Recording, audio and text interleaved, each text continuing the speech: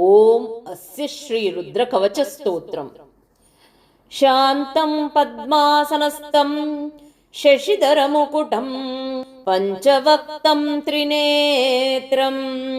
ಶೂಲಂ ವಜ್ರಂ ಚ ಖಡ್ಗಂ ಪರಶು ಭಯಧಂ ದಕ್ಷಭಾಗೇ ವಹಂತಂ ನಾಗಂ ಪಾಶಂ ಚ ಘಂಟಾಂ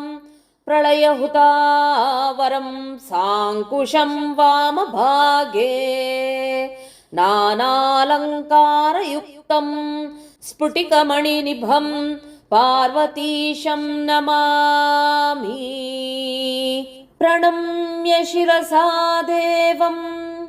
ಸ್ವಯಂಭುಂ ಪರಮೇಶ್ವರಂ ಏಕಂ ಸರ್ವಗತಂ ದೇವಂ ಸರ್ವದೇವಮಯಂ ವಿಭುಂ ರುದ್ರಾವರ್ಮಂ ಪ್ರವಕ್ಷ್ಯಾಮಿ ಅಂಗಪ್ರಾಣಸ್ಯ ರಕ್ಷಯೇ ಅಹೋರಾತ್ರಮಯಂ ದೇವಂ ರಕ್ಷಾರ್ಥನಿರ್ಮಿತಂ ಪುರಾ. ರುದ್ರೋ ಮೇ ಜಾಗೃತಂ ಪಾತು ಪಾತು ಪಾರ್ಶ್ವ ಹಾರಸ್ತತಃ ಶಿರೋ ಮೇ ಈಶ್ವರಂ ಪಾತು ಲಲಾಟಂ ನೀಲಲೋಹಿತಂ ನೇತ್ರಯೋಸ್ತಂಭಕಂ ಪಾತು ಮುಖಂ ಪಾತು ಮಹೇಶ್ವರಃ ಕರ್ಣಯೋ ಪಾತು ಮೇ ಶಂಭೂ ನಾಸಿಕಾಯಂ ಸದಾಶಿವಂ ವಾಗೀಶಂ ಪಾತು ಮೇ ಜಿಹ್ವಾ ಓಷ್ಟೌ ಪಾತ್ವಂಬಿಕಾಪತೀಂ ಶ್ರೀಕಂಠಂ ಪಾತು ಮೇ ಗ್ರೀವಾಂ ಬಾಹುಂಶ್ಚೈವ ಪಿನಾಕದೃತ್ ಹೃದಯಂ ಮೇ ಮಹಾದೇವಂ ಈಶ್ವರೋ ವ್ಯಾತ್ಸ್ತನಾಂತರಂ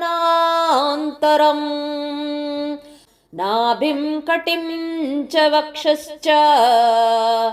ಪಾತುಂ ಸರ್ವಂ ಉಮಾಪತಿಂ ಬಾಹುಂ ಮಧ್ಯಾಂತರಂ ಚೈವ ಸೂಕ್ಷ್ಮಂ ರೂಪ ಸದಾಶಿವಂ ಸ್ವರಂ ರಕ್ಷತು ಸರ್ವೇಶೋ ಗಾತ್ರಾಣೀಂಚ ಯಥಾಕ್ರಮಂ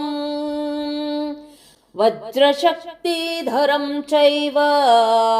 ಪಾಶಾಂಕುಶಧರಂ ತಥಾ ಖಂಡಶೂಲಧರಂ ನಿತ್ಯಂ ರಕ್ಷತು ತ್ರಿದೇಶ್ವರ ಪ್ರಸ್ಥಾನೇಷು ಪದೇ ಚೈವ ವೃಕ್ಷಮೂಲೆ ನದೀತಟೇ ಸಂಧ್ಯಾಯಂ ರಾಜಭವನೆ ವಿರೂಪಾಕ್ಷಸ್ತು ಪಾತು ಮಾಂ ಶೀತೋಶ್ಚ ತಥಾ ಕಾಲೇಷು ತುಹಿನದ್ರುಮಕಂಟಕೆ ನಿರ್ಮನುಷ್ಯೇ ಸಮೇ ಮಾರ್ಗೇ ಪಾಹಿ ಮಾಂ ವೃಷಭಧ್ವಜ. ಇತ್ಯೇತ ರುದ್ರಕವಚಂ ಪವಿತ್ರಂ ಪಾಪನಾಶನಂ ಮಹಾದೇವ ಪ್ರಸಾದೇನ ದೂರ್ವಾಸ ಮುನಿಕಲ್ಪಿತಂ ಮಮಾಖ್ಯಾತಂ ಸಮಾಸೇನ ನ ಭಯಂ ತೇನ ವಿಂದ್ಯತೆ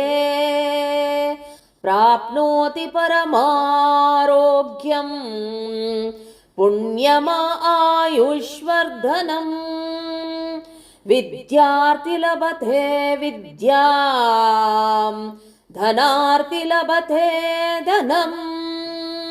ಕನ್ಯಾರ್ಥಿ ಲಭತೆ ಕನ್ಯಾಂ ನ ಭಯಂ ವಿಂದತೆ ಕ್ವಚಿತ್ ಅಪುತ್ರೋ ಲಭತೆ ಪುತ್ರಂ ಮೋಕ್ಷಾರ್ಥಿಂ ಮೋಕ್ಷಮಾವಾಪ್ನುಯಾತ್ ತ್ರಾಹಿ ತ್ರಾಹಿ ಮಹಾದೇವ ತ್ರಾಹಿ ತ್ರಾಹಿ ತ್ರಯೀಮಯ್ಯ त्राहि मां पार्वतीनाथ त्राहि मां त्रिपुरन्तक पाशं खट्वाङ्गदिव्यास्त्र त्रिशूलं रुद्रमेव च नमस्करोमि देवेश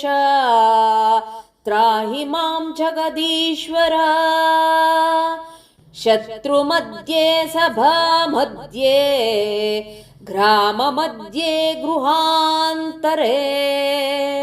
गमनागमने चैव त्राहि मां भक्तवत्सलः त्वच्चित्त्वमाधीशश्चैव त्वं बुद्धिस्त्वपरायणम् कर्मणा मनसा चैव त्वं बुद्धिश्च यथा सदा सर्वज्वराभयं छिन्धि सर्वशत्रून्निव्यक्ताय सर्वव्याधिनिवारणं रुद्रलोकं स गच्छति रुद्रलोकं स गच्छत्योन्नमः